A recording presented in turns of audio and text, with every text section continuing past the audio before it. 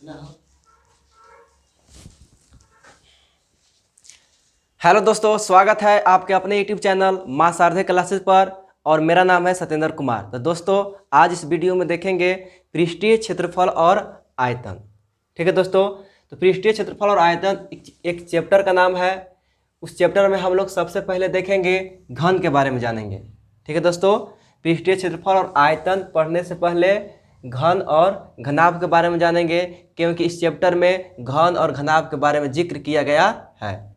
ठीक है दोस्तों, तो आइए सबसे पहले देखते हैं घन यानी क्यूब, यानी घन किसे कहते हैं। तो लिखे हैं कि 6 वर्गाकार सतह से घिरी हुई आकृति को घन कहते हैं।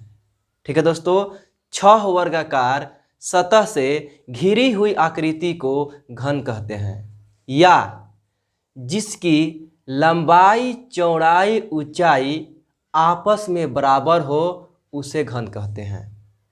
ठीक है दोस्तों, यानी घन के लंबाई चौड़ाई ऊंचाई आपस में क्या होता है, बराबर होता है। ठीक है दोस्तों, देखिए ये हो गया चौड़ाई, ये हो गया लंबाई और ये क्या हो गया ऊंचाई, तीनों आपस में क्या होता है, बराबर होता है। तो मान लें कि घन की भुजा ए है। ठीक है दोस्तों, मान लें कि घन की भुजा क्या है, ए है। तो ये भी क्या होगा, ए होगा, और ये भी क्या होगा दोस्तों, ए होगा। ठीक है दोस्तों, चलिए अब कुछ घन से संबंधित कुछ पॉइंट को देखते हैं। जैसे हम यहाँ पर बोर्ड पर लिख चुके हैं कि इसमें होते हैं। ठीक है दोस्तों, इसमें होते हैं। तो पहला पॉइंट लिखे हैं कि इसमें होते हैं मतलब घन में 6 सतह या फलक होते हैं। कोई पूछेगा आपसे कि घन में कितने सतह होते हैं, तो 6। कितने फलक होते हैं, तो 6। ठीक है दोस्तों, देखिए सतह यानी देखिए ये यहाँ से यहाँ एक सतह, 1 2 3 4 5 और 6। ठीक है दोस्तों, नाम दे दे रहे हैं A B C D E F G H. ठीक है दोस्तों, दूसरा पॉइंट लिखे हैं कि घन में कितने शीर्ष होते हैं, 8 शीर्ष होते हैं। कितने शीर्ष होते हैं दोस्तों, 8। देखिए 1 2 3 4 5 6 7 8। घन में कितने शीर्ष होते हैं, 8 शीर्ष होते हैं। उसके बाद लिखे हैं किनारा या भुज, किनारा या भुजा, सॉरी किनारा या भुजा, यानी घन में कितने किनारे होते हैं, 12। कितने भुजा होते हैं, 12। देखिए देखिए ए एक भुजा हुआ, ए डी एक भुजा हुआ, डी सी एक भुजा हुआ, बी सी एक भुजा हुआ ना, इसी तरह जी एच भुजा हुआ, फिर जी एच एफ भुजा हुआ। ठीक है, अब भुजा किसे कहते हैं, 2 शीर्षों के मिलाने वाली रेखा को भुजा कहते हैं। 2 शीर्ष को मिलाने वाली रेखा, देखिए एक ए और एक, जब इसको मिला दिए तो क्या बन गया, मेरा भुजा बन गया। ठीक है दोस्तों, उसके बाद लिखवाए हैं कि घन में 4 विकर्ण होते हैं। कितने विकर्ण होते हैं, घन में 4 विकर्ण होते हैं। ठीक है दोस्तों, फिर समझते हैं। घन में 6 सतह या फलक होता है, 8 शीर्ष होते हैं। किनारा या भुजा कितने होते हैं, घन में 12 होते हैं। घन में कितने विकर्ण होते हैं, 4 विकर्ण होते हैं। अब लिखे हैं सूत्र यानी फार्मूला, यानी इसका फार्मूला क्या होता है। ठीक है दोस्तों, तो लिखे हैं कि घन का कुल पृष्ठीय क्षेत्रफल, कुल पृष्ठीय, कुल का मतलब टोटल, पृष्ठीय मतलब सतह होता है, यानी घन के कुल सतह का क्षेत्रफल कितना होता है। ठीक है दोस्तों, घन के कुल सतह का क्षेत्रफल कितना होता है। तो हम अभी तुरंत बताएं घन में कितने सतह होते हैं, 6 सतह होते हैं। और 6वां सतह कैसा होता है, तो वर्गाकार होता है। ठीक है दोस्तों, कैसा सतह होता है, 6वां वर्गाकार होता है। देखिए यानी कुल सतह 6वां सतह का क्षेत्रफल, तो मान लीजिए कि पहला सतह का क्षेत्रफल प्लस दूसरा सतह का क्षेत्रफल, जैसे मान लीजिए A² plus A² plus A² plus इस तरह कितना बार लिखेंगे, 6 बार लिखेंगे। जब 6 बार लिखेंगे तो जुट के कितना हो जाएगा मेरे प्यारे दोस्तों, 6A² हो जाएगा। क्या हो जाएगा दोस्तों, 6A² हो जाएगा। यानी घन का कुल पृष्ठीय क्षेत्रफल कितना होता है दोस्तों, 6A², जिसको हम लोग शॉर्टकट में बोलते हैं TA से। इसका फुल फॉर्म होता है टोटल सरफेस एरिया। ठीक है दोस्तों, टोटल सरफेस एरिया, यानी घन का शॉर्टकट में बोल सकते हैं घन का टीएसए बोलिए, तो घन का टीएसए कितना होगा 6a²।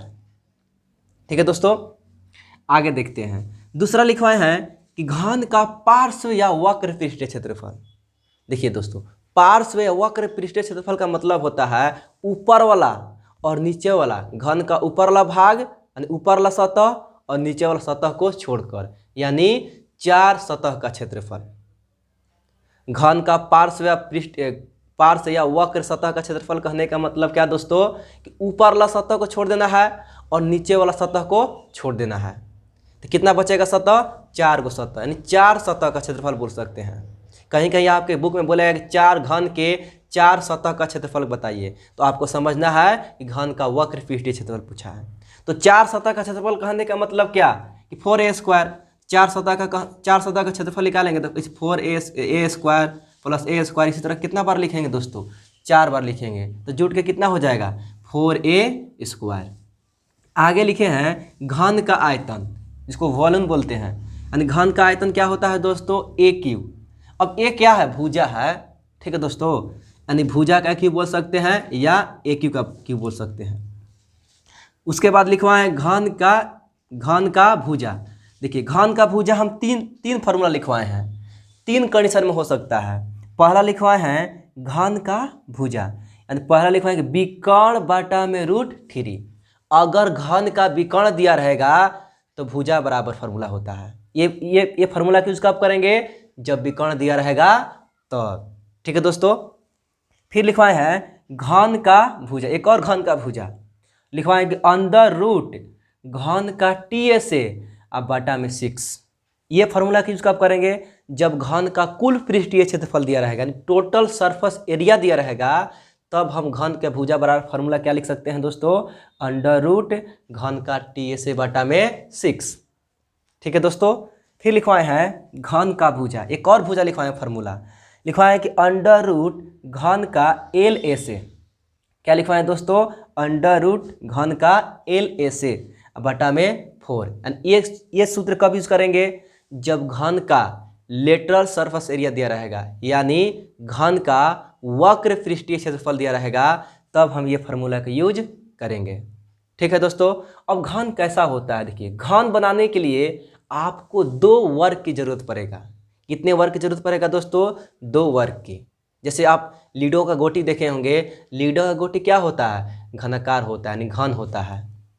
तो यहाँ से यही हमको परिभाषा मिला कि 6 वर्गाकार सतह से घिरी हुई आकृति को क्या कहते हैं दोस्तों, घन कहते हैं। देखिए इसमें 6 वर्गाकार सतह है, 1 2 3 4 5 6। ठीक है दोस्तों, और घन के लंबाई चौड़ाई ऊंचाई आपस में क्या होते हैं, बराबर होते हैं। तो चलिए आशा करते हैं कि घन आप अच्छी तरह से समझ गए होंगे। तो चलिए अब घनाभ के बारे में जानते हैं। तो आइए घनाभ के बारे में जानते हैं, आप इसका स्क्रीनशॉट ले सकते हैं। तो चलिए घनाभ के बारे में देखते हैं। देखते हैं घनाभ के बारे में जानेंगे। तो सबसे पहले जानेंगे दोस्तों कि घनाभ किसे कहते हैं। ठीक है दोस्तों, तो आइए देखते हैं। तो लिखे हैं कि 6 आयताकार सतह से घिरी हुई आकृति को घनाभ कहते हैं। ठीक है दोस्तों, 6 आयताकार सतह से घिरी हुई आकृति को क्या कहते हैं, घनाभ कहते हैं। जैसे ईंट हो गया, आप ईंटा देखे होंगे, ईंटा क्या होता है दोस्तों, घनाभाकार होता है। किताब हो गया, किताब क्या होता है दोस्तों, घनाभाकार होता है। ठीक है दोस्तों, जैसे हम बता दे रहे हैं आपको एग्जाम्पल के तौर पर, देखिए ये आपको किताब दिखाई दे रहा होगा, ये देखिए ये घनाभाकार है। देखिए इसमें कितने सतह हैं, 6 सतह हैं। देखिए एक सतह हुआ, दिखाई दे रहा होगा, 1 2, ठीक है दोस्तों, 3 4 5 और 6। 6वां सतह क्या है दोस्तों, आयताकार है। क्या है दोस्तों, आयताकार है। इसीलिए इसका परिभाषा हो गया कि 6 आयताकार सतह से घिरी हुई आकृति को क्या कहते हैं दोस्तों, घनाभ कहते हैं। ठीक है दोस्तों, या दूसरा परिभाषा हम बोल सकते हैं कि जिसकी लंबाई चौड़ाई और ऊंचाई बराबर ना हो उसे क्या कहते हैं दोस्तों, घनाभ कहते हैं। तो चलिए अब घनाभ के बारे में कुछ पॉइंट जानते हैं। जैसे हम फिगर बना है, देखिए घनाभ बनाने के लिए आपको 2 आयत की आवश्यकता होगी। कितने आयत की आवश्यकता है दोस्तों? 2 आयत की। 2 आयत मिलकर एक घनाभ बनता है और 2 वर्ग मिलकर एक घन बनता है। ठीक है दोस्तों, तो आइए देखते हैं। देखिए, इसको बोलते हैं घनाभ के चौड़ाई, बी मतलब चौड़ाई, इसको बोलते हैं घनाभ की लंबाई और इसको बोलते हैं घनाभ की ऊंचाई। जहां हम लिख चुके हैं, जहां एल क्या है दोस्तों? लंबाई, मतलब एल को लंबाई बोलते हैं, बी क्या है दोस्तों? चौड़ाई, और एच क्या है दोस्तों? ऊंचाई।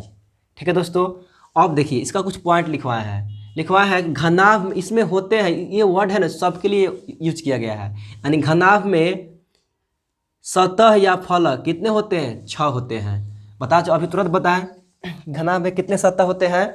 6 होते हैं। देखिए दोस्तों, एक सतह ये हुआ, एक सतह, 2 सतह, 3 सतह, 4 सतह, 5 सतह और 6 सतह। ठीक है दोस्तों, यानी घनाभ में कितने सतह या फलक होते हैं? फलक को ही क्या बोलते हैं दोस्तों? सतह बोलते हैं। यानी घनाभ में कितने सतह होते हैं? 6 सतह होते हैं। आगे लिखवाया है कि शीर्ष कितने होते हैं दोस्तों? घनाभ में 8 होते हैं। इसका नाम दे देखिए, शीर्ष ए, शीर्ष बी, शीर्ष सी, शीर्ष डी, शीर्ष ई, शीर्ष एफ, शीर्ष जी और शीर्ष एच। देखिए घनाभ में कितने शीर्ष होते हैं? 8 शीर्ष होते हैं। देखिए 1 2 3 4 5 6 7 और 8। ठीक है दोस्तों, उसके बाद लिखवाए हैं किनारा या भुजा। यानी घनाभ में कितने किनारा? किनारों को ही हम लोग क्या बोलते हैं दोस्तों? भुजा बोलते हैं। यानी घनाभ में कितने भुजा होता है? तो 12 भुजा होते हैं। देखिए ए बी एक भुजा है, एगो हुआ, ए सी एक भुजा है, 2 गो हुआ, सी डी एक भुजा है, 3 गो हुआ, बी डी एक भुजा है, 4 गो हुआ। उसी तरह ई जी एक भुजा है, 5 गो हुआ, फिर सी जी एक भुजा है, 6 गो हुआ ना। इसी तरह कितने होते हैं दोस्तों? 12 होते हैं। यानी घनाभ में कितने भुजा होता है? 12 होता है। ठीक है दोस्तों, उसके बाद लिखा है कि घनाभ में 4 विकर्ण होता है।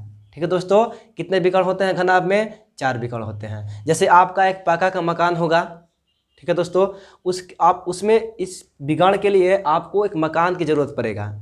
ठीक है दोस्तों, विकर्ण देखिए, छत में ऊपर से 2 गो और नीचे 2 गो, 4 गो विकर्ण होता है। ठीक है दोस्तों, देखिए एक शीर्ष को सिर्फ एक बार ही लिया जाता है। उसके अनुसार घनाभ में कितने विकर्ण होते हैं? 4 विकर्ण होते हैं। अब उसके बाद लिखवा है कि फार्मूला, यानी घनाभ के सूत्र, यानी फार्मूला क्या होता है। फिर लिखे हैं कि घनाभ का कुल पृष्ठीय क्षेत्रफल। देखिए पहले हम बता चुके हैं, कुल का मतलब होता है टोटल, पृष्ठीय क्षेत्रफल कुल पृष्ठीय, पृष्ठ का मतलब क्या होता है? सतह, यानी कुल सतह का क्षेत्रफल। ठीक है दोस्तों, तो घनाभ के कुल सतह, तो घनाभ में कितने सतह होते हैं? 6 सतह होते हैं, यानी 6 सतह का क्षेत्रफल।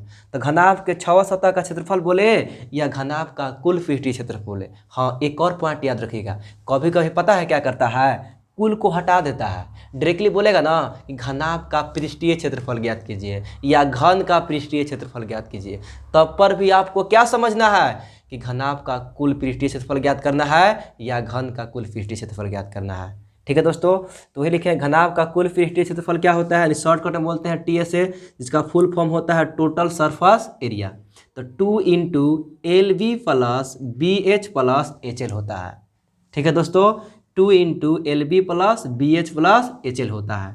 उसी तरह अगला फार्मूला है कि घनाभ का पार्श्व या वक्र पृष्ठीय क्षेत्रफल। ठीक है दोस्तों, घनाभ का पार्श्व या वक्र पृष्ठीय क्षेत्रफल। देखिए घनाभ का पार्श्व या वक्र पृष्ठीय क्षेत्रफल बोलेगा तो आपको समझना है कि ऊपर वाला सतह और नीचे वाला सतह को छोड़ देना है। देखिए घनाभ है, ऊपर वाला सतह को नहीं लेना है और नीचे वाला सतह को नहीं लेना है। तो कितने सतह होते हैं? 6 सतह होते हैं। तो 6 में 2 सतह को नहीं लेना है, ऊपर वाला और नीचे वाला को नहीं लेना है। तो कितने सतह बचेंगे दोस्तों? 4 सतह। यानी यहाँ से हमको ये पता चला कि घनाभ का पार्श्व पृष्ठीय क्षेत्रफल या वक्र पृष्ठीय क्षेत्रफल बोले या 4 सतह का क्षेत्रफल बोले, कहने का मतलब क्या है? तीनों बात एक ही है। तो वही लिखे हैं कि घनाभ का पार्श्व या वक्र पृष्ठीय क्षेत्रफल क्या होता है दोस्तों? 2 × L + B × H होता है। क्या होता है दोस्तों? 2 × L + B × H होता है। उसके बाद लिखा है घनाभ का आयतन। क्या लिखे हैं दोस्तों? घनाभ का आयतन। तो घनाभ का आयतन होता है दोस्तों लंबाई गुने चौड़ाई गुने ऊंचाई, यानी एल गुने बी गुने एच, यानी एल बी एच बोल सकते हैं। यानी घनाभ का आयतन क्या होता है? लंबाई गुने चौड़ाई गुने ऊंचाई। उसके बाद लिखे हैं घनाभ का विकर्ण। ठीक है दोस्तों, तो घनाभ का विकर्ण क्या होता है? अंडर रूट, ठीक है दोस्तों, under root L square plus B square plus H square. ठीक है दोस्तों, घनाभ का विकर्ण क्या होता है? Under root L square plus B square plus H square. तो चलिए आप इसका स्क्रीनशॉट ले सकते हैं अगर, ठीक है दोस्तों, ले लीजिए स्क्रीनशॉट। चलिए, अगर मेरी वीडियो आपको अच्छा लगा हो तो कृपया कर इस चैनल को क्या करिए? सब्सक्राइब करिए। ठीक है दोस्तों, जय हिंद जय भारत।